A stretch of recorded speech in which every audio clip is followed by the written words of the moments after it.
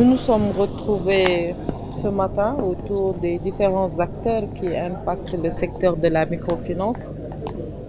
à travers le ministère en charge des finances par sa branche réglementation et observatoire de la qualité des systèmes financiers décentralisés. Et nous avons également la direction nationale de la BCAO, l'association professionnelle des acteurs du système financier décentralisé, les consommateurs et voilà l'ensemble des acteurs qui interviennent dans ce secteur pour justement répondre à une invite que Monsieur le Président de la République avait lancée au secteur. Et donc il faut d'abord saluer la disposition extrêmement positive de l'association professionnelle des systèmes financiers décentralisés qui est très ouverte à approfondir la réflexion sur ces questions.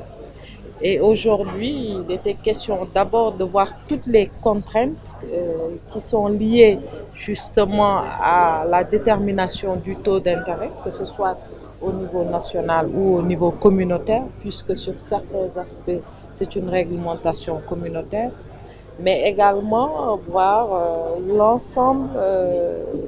des contraintes ou conditions qui interviennent dans la fixation du taux d'intérêt. Maintenant, nous espérons qu'au sortir de cette rencontre, avec des recommandations fortes, nous pourrons trouver les conditions de création d'une respiration aussi bien pour le secteur, mais également pour les bénéficiaires, puisque selon les études qui ont été menées,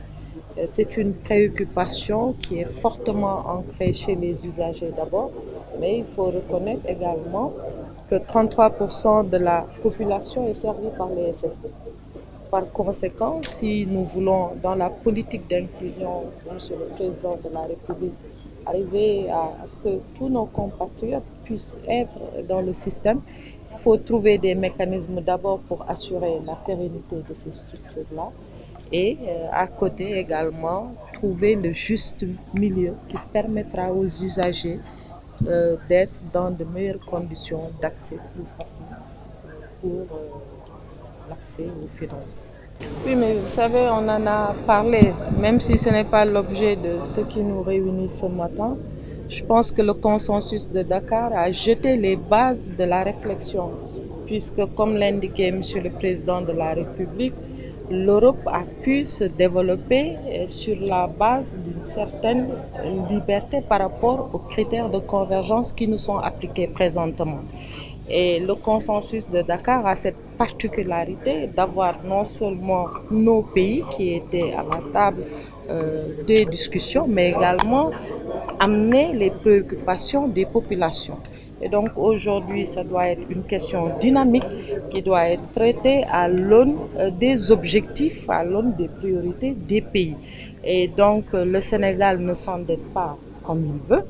puisque pour être crédible et bénéficier de la confiance des partenaires, notamment internationaux, il faut avoir certaines prédispositions. Et le Sénégal est totalement en conformité avec les critères de convergence. Maintenant, nous estimons que ces critères-là doivent être revus à l'aune de l'ambition que nous avons et qui est contenue dans le plan Sénégal émergent.